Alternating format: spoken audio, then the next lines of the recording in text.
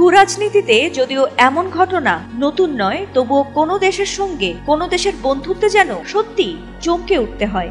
যে তালিবান গোষ্ঠী একসময় ভারতের চরম বিরোধী ছিল, আজ তাদের দিকেই কেন বন্ধুত্বের হাত বাড়াচ্ছে ভারত? দীর্ঘদিনের শত্রুতা ও মতাদর্শের বিরোধ ভুলে তালিবানের সঙ্গে এবার সরাসরি যোগাযোগ শুরু করেছে ভারত। প্রশ্ন উঠেছে, এই সময় কেন আফগানিস্তানকে বন্ধু বানাতে চায় ভারত? উত্তরটা রয়েছে ভূ রাজনীতির এক জটিল সমীকরণে, যেখানে শত্রুর শত্রু হয়ে ওঠে বন্ধু। আফগানিস্তানের দিকে ভারতের বন্ধুত্বের হাত বাড়ানোর পেছনে রয়েছে ঐতিহাসিক উত্তরাধিকার, বর্তমানের কূটনৈতিক সুযোগ এবং ভবিষ্যতের কৌশলগত স্বার্থ। 2021 সালের আগস্টে তালিবান আফগানিস্তানের ক্ষমতা দখলের পর এটি প্রথমবার ভারত ও আফগানিস্তানের মধ্যে রাজনৈতিক পর্যায়ে প্রকাশ্যে যোগাযোগ হলো। ভারতের পররাষ্ট্রমন্ত্রী এস জয়শঙ্কর সম্প্রতি আফগানিস্তানের অন্তর্বর্তী পররাষ্ট্রমন্ত্রী মওলানা আমির খান মুত্তাকির সঙ্গেও কথা বলেছেন। এই ফোনালাপের একদিন পর ভারতের কর্মকর্তারা জানান, তারা আফগানিস্তান নিয়ে সাহসী পদক্ষেপ নিতে যাচ্ছে এবং তালিবান শাসিত রাষ্ট্রটির সঙ্গে সম্পর্ক জোরদারে প্রয়োজনীয় সবকিছু করবে।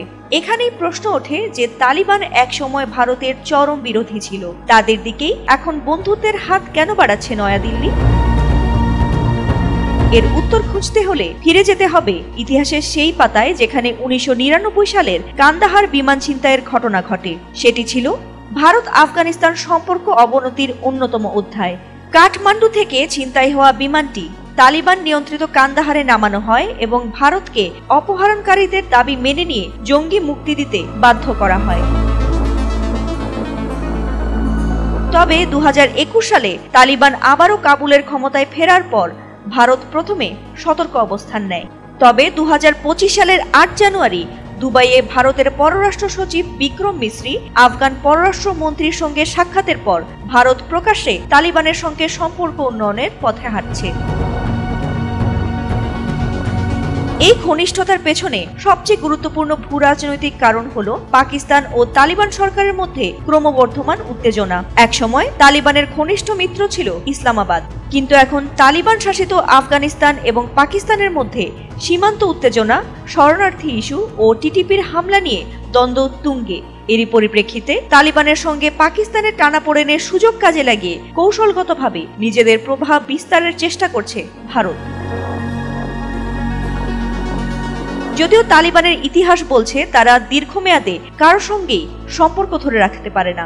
একসময় যুক্তরাষ্ট্র তাদের মিত্র ছিল, পরে সেই যুক্তরাষ্ট্রই তাদের সবচেয়ে বড় শত্রুতে পরিণত হয়। এখন পাকিস্তানের সঙ্গেও একই পথে হাঁটছে তারা। এদিকে আফগানিস্তানের অনিশ্চিত অস্থির ভবিষ্যৎ ও নিরাপত্তা জটিলতা সত্ত্বেও ভারত কৌশলগত দিক থেকে এখন তালিবান সরকারের সঙ্গে সম্পর্ক টিকিয়ে রাখাকেই ভবিষ্যৎ বিনিয়োগ হিসেবে দেখছে। ফাতিমা সুলতানা, এটিএন বাংলা।